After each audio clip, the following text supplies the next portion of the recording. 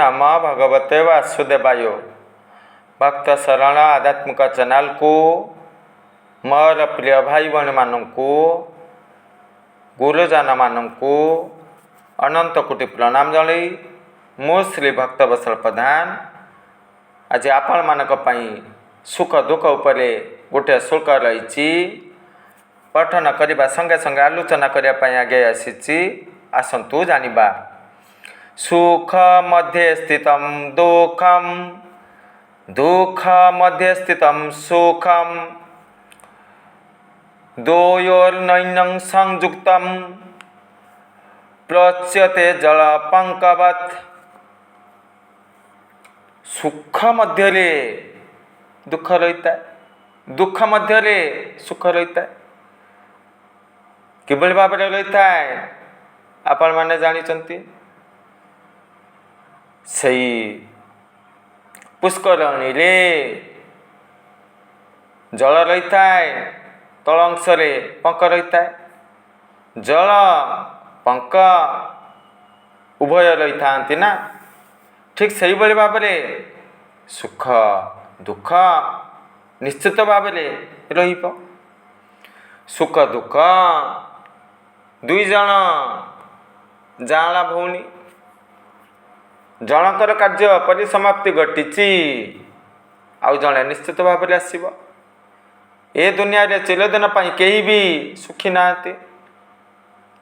कहार पुत्र नहीं तो कहार कुपुत्र पितामाता को कष्ट दौरान, कहार धन नहीं तो कहार यथेष्ट धन रही भोग करने कहीं नहीं।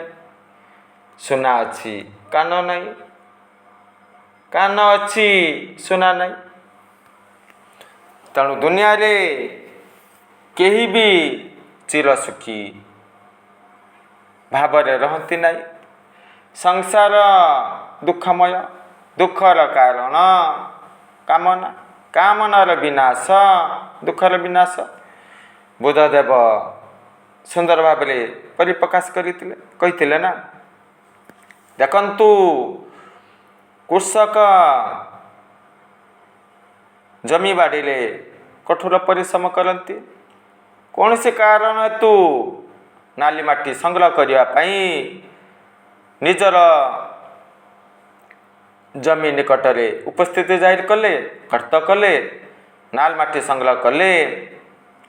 ठीक सही समय अनेक मूल्यवान सुना रूपा हासिल कले। बुद्धदेव देखुचंती कौन पाई हलाहल विष संग्रह करुच, किंतु सही समय कृषक कौन अनुभव कले? अति मात्रा रे खुशी हुई गले। मु धन्य हुई जीवी, सुखरे आनंद रे समय अतिबाहित करी। अति मात्रा रे खुशी होते ना। कौन घटिला? पड़ोसी रही ना ईर्षान्वित हो गले। यही व्यक्ति धनी हो गले। शेष कौन घटिला? किभली भाव में एते धन संपत्ति हासिल कले। राजा निकट में दंड विधान प्रक्रिया आरंभ हो गला। शेष कारागार रे भर्ती करागला। कौन सी कारण हेतु बुद्धदेव राजा सहित से कारागार रे भ्रमण करुले। से कृषक को देखिले, समस्त कथा जानिले। शेष राजा को बुद्धदेव समस्त कथा कही। हाँ मु निजे देखी यही कृषकटी निजर जमीरू सुना रूपा मूल्यवान वस्तु हासिल करते। जेहेतु राजा साधु को भल पाते, साधु कथा मुक्ति कले। देखंतु कृषक जहाँ सुख अनुभव करुले यहाँ ही कले मु आनंद सुखरे मोर जीवन अतिबाहित करी। दुखर कारण है ये सब कथा आपण माने जानिचंती। दुख संचित जेते धन से नुहे सुखे प्रयोजन। आ गोटे कहानी रही आपण मैंने जानी दुई जन ଦୁଷ୍ଟ ବ୍ୟକ୍ତି ବଣରେ ଭ୍ରମଣ କରୁଥିଲେ, ଚୋର ଥିଲେ। ଦେଖିବାକୁ ପାଇଲେ ଗୋଟିଏ ବୃକ୍ଷ ମୂଳରେ ଅନେକ ଧନ ସମ୍ପତ୍ତି ରହିଛି। ବୁଦ୍ଧଦେବ ତାଙ୍କର ଶିଷ୍ୟଙ୍କୁ କହୁଥିଲେ, ସେସବୁ ସଂଗ୍ରହ କରିବାର ଆବଶ୍ୟକତା ନାହିଁ। ଈଶ୍ୱର ମାର୍ଗୀ ହେବା, ଈଶ୍ୱରଙ୍କଠାରେ ଭାବଭକ୍ତି ରଖିବା, ଏସବୁ ଆମମାନଙ୍କର ଲୋଡ଼ା ନାହିଁ। ଗୁରୁ ଶିଷ୍ୟ ବସିଛନ୍ତି, କ'ଣ ଘଟିବ? ଦୁଇ ଜଣ ସାଙ୍ଗ ପାଇଲେ, ମୋହିତ ହୋଇଗଲେ। ଚିନ୍ତନ କଲେ ମୁଁ ସବୁ ନେବି, ଆଉ ଜଣେ ମଧ୍ୟ ଚିନ୍ତନ କଲେ ମୁଁ ମଧ୍ୟ ସବୁ ନେବି। କ'ଣ କଲେ? ଭୋକ ଲାଗିଥିଲା, ଜଣେ ସାଙ୍ଗ ଆଉ ଜଣକୁ ପଠେଇଲେ, ଯାଅ ନିକଟରେ ଗୋଟିଏ ଗାଁ ପଡ଼ିବ, କିଛି ଖାଦ୍ୟ ସାମଗ୍ରୀ ଆଣିବ, ଭୋକିଲା ରହିଛେ ନା, ଭକ୍ଷଣ କରିବା।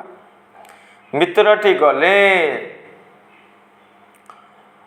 ଭକ୍ଷଣ କଲେ, ମନେ ମନେ ଚିନ୍ତନ କଲେ, ଯଦି ମୁଁ ଏଇ ଖାଦ୍ୟରେ ବିଷ ପ୍ରୟୋଗ କରିଦେବି ନା, ନିଶ୍ଚିତ ଭାବରେ ମୋର ମିତ୍ର ଭକ୍ଷଣ କରି ମୃତ୍ୟୁବରଣ କରିବେ, ସବୁକିଛି ମୋର ହୋଇଯିବ। ତେଣୁ କ'ଣ କଲେ? ଖାଦ୍ୟରେ ବିଷ ମିଶାଇ ଦେଲେ। ଦ୍ୱିତୀୟ ସାଙ୍ଗଟି, ଆଉ ଜଣେ ସାଙ୍ଗ ଥିଲେ ନା, କ'ଣ ଚିନ୍ତନ କଲେ?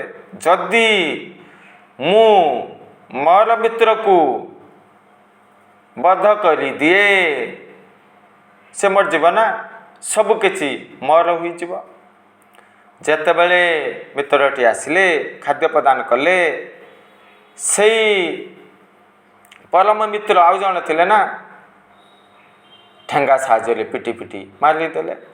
ଅତି ମାତ୍ରାରେ ଖୁସି ହୋଇଗଲେ, ମୋର ସବୁକିଛି ହୋଇଗଲା, ଏବେ ଖାଦ୍ୟ ଭକ୍ଷଣ କରିବି। ଖାଦ୍ୟ ଭକ୍ଷଣ କଲେ, ତାପରେ କ'ଣ ଘଟିବ? ସେ ମଧ୍ୟ ମୃତ୍ୟୁବରଣ କଲେ, କାହିଁକି ନା ଖାଦ୍ୟରେ ବିଷ ମିଶା ଯାଇଥିଲା। ଦେଖନ୍ତୁ, ଆମେ ଯାହା ଭାବୁଛେ ସୁଖ ନା, ବାସ୍ତବରେ ସେଥିରୁ କୌଣସି ସୁଖ ମିଳେ ନା, ଚିର ସୁଖ ମିଳେ ନା, ଚିର ଦୁଃଖ ସଦାବେଳେ ରହେ ନା। ଦେଖନ୍ତୁ, ପ୍ରସବ ଯନ୍ତ୍ରଣା ସମୟରେ ନାରୀ ବହୁତ କଷ୍ଟ ପାଇଥାଏ ନା, ପୁଣି କ'ଣ କରନ୍ତି? ସଂସାର ପ୍ରତି ବୈରାଗ୍ୟ ଆସେ, ଭୁଲିଯାଏ, ପୁଣି ପ୍ରସବ ପ୍ରକ୍ରିୟା ଆରମ୍ଭ କରନ୍ତି।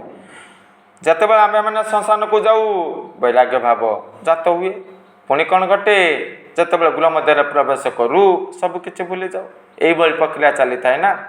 ସାଧୁ ସନ୍ଥ ପରମ ଜ୍ଞାନୀମାନଙ୍କର ଚିର ବୈରାଗ୍ୟ ଆସେ, ଯାହାଫଳରେ ସୁଖ ଦୁଃଖଠାରୁ ଊର୍ଦ୍ଧ୍ୱଗାମୀ ହୁଅନ୍ତି, ଦ୍ୱନ୍ଦ୍ୱମୁକ୍ତ ଭାବରେ ରହନ୍ତି। ଦେଖନ୍ତୁ, ପଥର ରହିଛି, ପଥରରୁ ମୂର୍ତ୍ତି ତିଆରି କରାଯାଏ। ଯିଏ ଦୁଃଖ କଷ୍ଟ ସହ୍ୟ କରି କରି ମୂର୍ତ୍ତି ରୂପରେ ନିର୍ମାଣ ହୋଇଗଲା, ଶେଷରେ ପୂଜା ପାଏ। ଲୋକମାନେ ପୂଜା କରନ୍ତି ନା, କୃଷ୍ଣ ମୂର୍ତ୍ତି, ରାମ ମୂର୍ତ୍ତି ପଥରରୁ ତିଆରି ନା, ଭଲ ପାଆନ୍ତି, ପୂଜା କରନ୍ତି। ଯିଏ କଷ୍ଟ ସହ୍ୟ କରିପାରିଲା ନାହିଁ, କ'ଣ ଘଟେ? ରାସ୍ତା ନିର୍ମାଣରେ ବ୍ୟବହାର କରାଯାଏ ନା। ଏସବୁ କଥା ଆପଣମାନେ ଜାଣିଛନ୍ତି।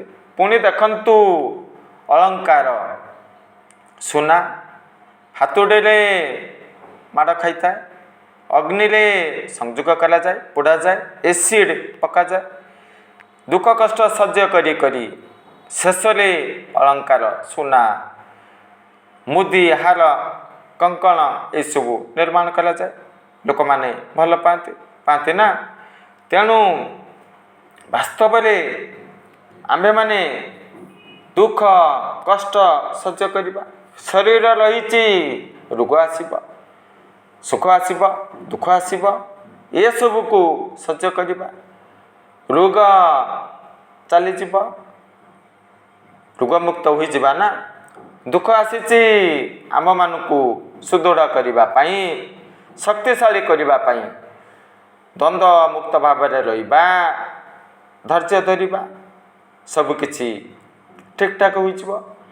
ଯାହା ହୋଇଥିଲା ଭଲ ହୋଇଥିଲା, ଯାହା ଆଗକୁ ଘଟିବ ଭଲ ଘଟିବ, ଯାହା ବର୍ତ୍ତମାନରେ ଚାଲିଛି ଭଲ ଚାଲିଛି। ଏ ଭାବନା ଯଦି ଆମେମାନେ ରଖିବା ନା, ନିଶ୍ଚିତ ଭାବରେ ସୁଖ ଦୁଃଖ ଭାବନା ଠାରୁ ଊର୍ଦ୍ଧ୍ୱଗାମୀ ହେବା। ଜନ୍ମ ମୃତ୍ୟୁର ପ୍ରକ୍ରିୟା ଚାଲିବ, ଦିନ ରାତି ପ୍ରକ୍ରିୟା ଚାଲିବ, ଏ ଜୀବ ରହିଛି ନିଶ୍ଚିତ ଭାବରେ ସୁଖ ଦୁଃଖ ଭୋଗ କରିବ। କୁନ୍ତୀ ମାତା କ'ଣ ମାଗିଲେ? ନିତ୍ୟ ସେ ଦୁଃଖ ହେଉ ମୋର, ଜଇଁ ଦର୍ଶନ ଲଭ୍ୟତର। ତେଣୁ ଆମ୍ଭେମାନେ ଏଇସବୁ ଶିକ୍ଷା ହାସଲ କଲୁ। ଜୟ ଜଗନ୍ନାଥ।